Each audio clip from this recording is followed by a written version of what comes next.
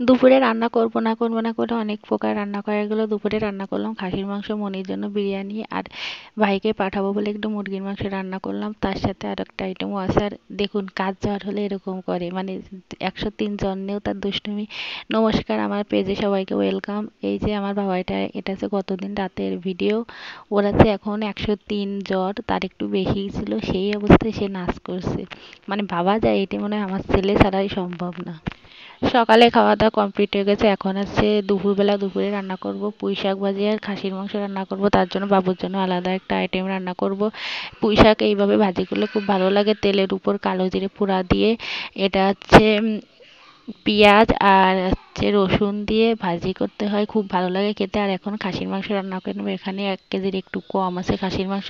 তেলের উপর তেজপাতা আর এই যে গোটা জিরে পোড়া দিয়ে নিলাম। তারপরে পেঁয়াজ দেবো, বাটা পেঁয়াজ দেবো, সেজন্য পেঁয়াজটা অল্প করে দিয়েছি। আসলে আমার না পেঁয়াজ একটু ভাজা না দিলে ভালো লাগে না, মুখে পড়ে, আমার কাছে বেশ ভালো লাগে।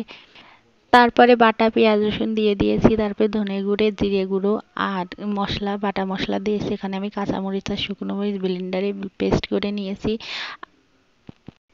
আর মাংস বা যে কোনো মানে মশলা জাতীয় রান্না করতে গেলে না কষানোটাই মেন।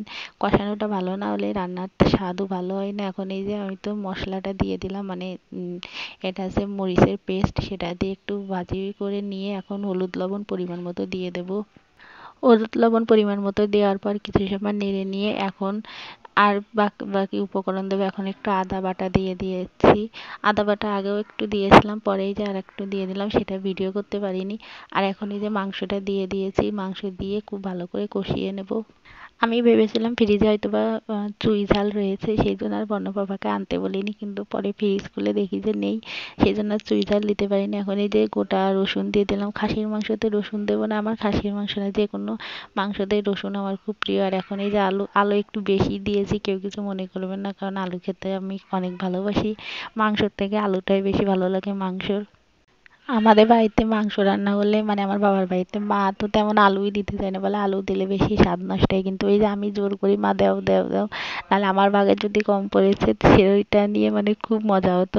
আর এখন খুব ভালো করে কষিয়ে নিয়েছে, নিয়ে এখন এই যে গরম জল দিয়ে দিলাম। তারপরে পরিমাণ মতো একটু হলুদের গুঁড়া আর হচ্ছে লবণ দিয়ে দেবো।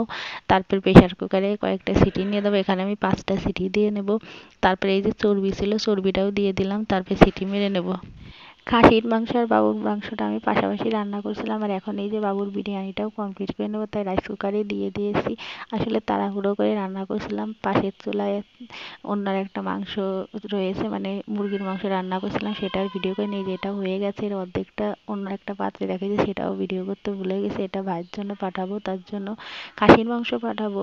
খাসির মাংস মুরগির মাংস দুটোই পাঠাবো। রুমমেট থাকে, তারা ভাগ করে খেতে পারে। এখন এই যে দুপুরবেলা দুপুরে খাওয়া দাওয়া করে নেবো। বড়র ব্যাপার খাওয়া কমপ্লিট হয়ে গেছে, এখন এই যে আমি খেয়ে নিচ্ছি। আজ এ পর্যন্তই, সবাই অনেক ভালো থাকবেন। আমার ভিডিওটি ভালো লেগে থাকলে প্লিজ প্লিজ আমার পেজটাকে ফলো করে দেবেন। সবাই অনেক ভালো থাকবেন, টাটা। দেখা হবে নতুন কোনো ভিডিওয়।